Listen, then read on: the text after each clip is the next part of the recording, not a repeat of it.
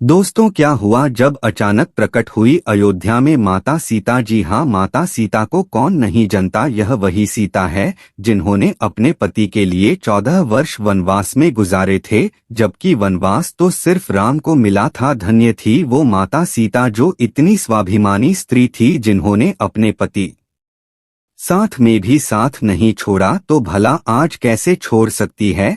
जब उनके प्रभु राम की प्राण प्रतिष्ठा हो रही है, तो वह भला कैसे अकेली रह सकी है। साथियों, कुछ दिनों से अयोध्या चर्चा का विषय बना हुआ है। वहां एक से बढ़कर एक चमत्कार देखने को मिल रहे हैं। कभी गिद्धों का झुंड तो कभी भालू और बंदरों का झुंड देखने को मिल रहा है। लेकिन जब गिद्ध, भालू और बंदर अपने प्रभु राम की प्राण प्रतिष्ठा में शामिल हो रहे हैं, तो माता सीता भला पीछे कैसे रह सकती थी। वो भी अपने प्रभु राम के कार्य में शामिल होना चाहती है। दोस्तों, माता सीता ने पहले लोगों के कहने पर अपने प्रभु राम को छोड़ दिया था और वह धरती माता की गोद में समा गई थी। लेकिन जैसे ही उन्हें पता चला कि प्रभु अयोध्या आ रहे हैं, तो वह दौड़ती हुई चली आई अपने प्रभु से मिलने। अब दोस्तों, आपके दिमाग में एक बात जरूर आ रही होगी कि प्राण प्रतिष्ठा क्या होती है। तो मैं आपको बता दूं, प्राण प्रतिष्ठा का मतलब होता है द्वारा शरीर को जीवित अवस्था में लाना। तो चलिए आगे बढ़ते हैं।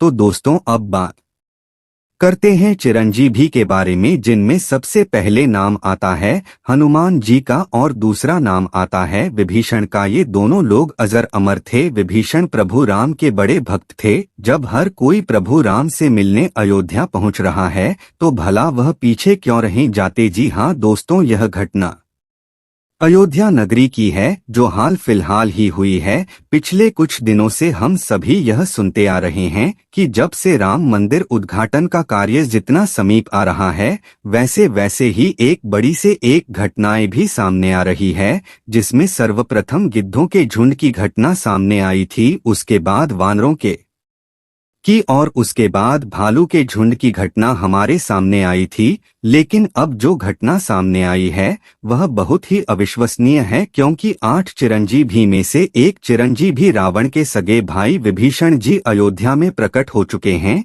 इसके बाद लोगों के मन में शंकाएं पैदा हो रही है कि यह क्या हो रहा है और आखिर यह कैसे हुआ। यह विचार सभी के मन में आ रहे हैं। तो आपको बता दें कि विभीषण जी को प्रभु श्री राम ने ही समय के अंत तक जीवित रहने का वरदान दिया था। दोस्तों, रावण के भाई विभीषण बहुत बड़े राम भक्त थे। जिस प्रकार से हनुमान जी, जामवंत जी, सुग्रीव और अन्य बहुत से लोग जो राम जी के बहुत बड़े भक्त थे, उनमें से एक है विभीषण जी, जिन्होंने प्रभु श्री राम की मदद की थी रावण की मृत्यु करने में। क्योंकि एकमात्र विभीषण जी ही यह जानते थे कि रावण की नाभि में अमृत है, और वही एकमात्र सबूत थे जिन्हें यह पता था कि वह अमृत सिर्फ और सिर्फ रावण की नाभि में है, और रावण सिर्फ वही बार करने से मरेगा। अगर विभीषण जी उस वक्त श्री राम का साथ नहीं देते, तो हो सकता था आज रामायण का इतिहास कुछ और होता है। दोस्तों, महर्षि विश्रवा को असुर कन्या के किसी के सहयोग से 3 पुत्र हुए, जो कि रावण, कुंभकर्ण और विभीषण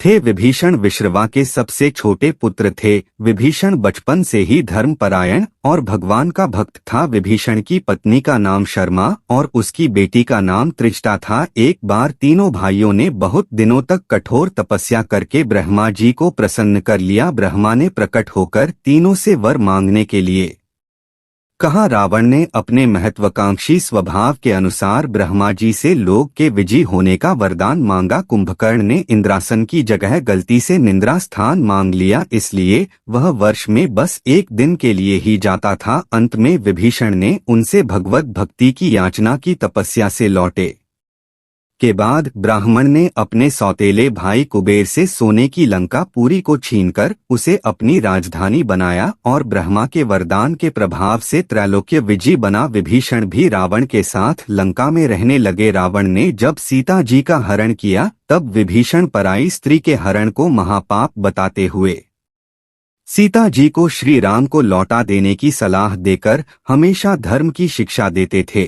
लेकिन रावण उसकी एक नहीं सुनता था। अंत में रावण ने उसे लंका से निकाल दिया। दोस्तों, जब हनुमान जी सीता की खोज करते हुए लंका में आए, उन्होंने श्री राम नाम से अंकित विभीषण का घर देखा। घर के चारों ओर तुलसी के वृक्ष लगे हुए थे। सूर्योदय के पूर्व का समय था। उसी समय श्री राम नाम का स्मरण करते हुए विभीषण जी की निद्रा भंग हुई। राक्षसों के नगर में श्री राम भक्त को देखकर हनुमान जी को आश्चर्य हुआ। दो राम भक्तों का परस्पर मिलन हुआ। हनुमान जी ने उनसे पता पूछकर अशोक वाटिका में माता सीता का दर्शन किया। जब हनुमान जी लंका का दहन कर रहे थे, तब उन्होंने अशोक वाटिका को इसलिए नहीं जलाया क्योंकि वहां सीता जी को रखा गया था। दूसरी ओर उन्होंने विभीषण का भवन इसलिए नहीं जलाया क्योंकि विभीषण के भवन के द्वार पर तुलसी का पौधा लगा था। भगवान विष्णु का पावन चिन्ह शंख चक्र और गदा भी बना हो था। सबसे सुखद तो यह कि उनके घर के ऊपर राम नाम अंकित था। यह देखकर हनुमान जी ने उनके भवन और मंदिर को नहीं जलाया। रावण के निकाले जाने के बाद विभीषण के पास और कोई चारा नहीं था। वे प्रभु श्री राम की शरण में चले गए। वे चाहते थे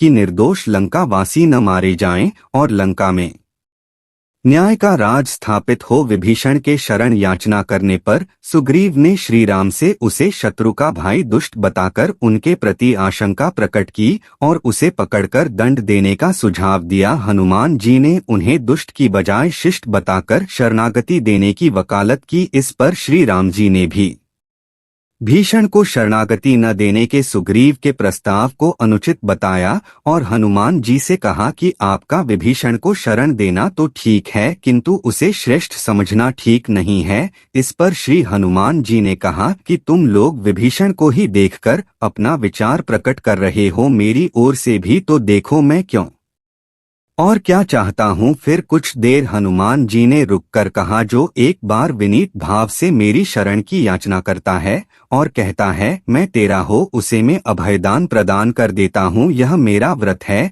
इसलिए विभीषण को अवश्य शरण दी जानी चाहिए। दोस्तों, विभीषण का एक गुप्तचर था जिसका नाम अनल था। उसने पक्षी का रूप धारण कर लंका जाकर रावण की रक्षा व्यवस्था तथा सैन्य शक्ति का पता लगाया और इसकी सूचना भगवान श्री राम को दी थी। विभीषण ने ही राम को कुंभकर्ण, मेघनाद और रावण की मृत्यु का रहस्य बताया था। भगवान श्री राम ने विभीषण को लंका नरेश बनाया और अमर होने का वरदान दिया। विभीषण जी शब्द चिरंजीवी में एक है और अभी तक विद्यमान है। विभीषण को भी हनुमान जी की तरह चिरंजीवी होने का वरदान मिला है। वे भी आज सशरीर जीवित है। इंद्रादि देवताओं के बाद धरती पर सर्वप्रथम विभीषण ने ही हनुमान जी की शरण लेकर उनकी स्तुति की थी। विभीषण ने हनुमान जी की स्तुति में एक बहुत ही अद्भुत और अचूक स्तोत्र की रचना की है। विभीषण द्वारा रचित इस स्तोत्र को हनुमान वर्णवाल स्तोत्र कहते हैं। हनुमान जी ने सबसे पहले सुग्रीव को बाली से बचाया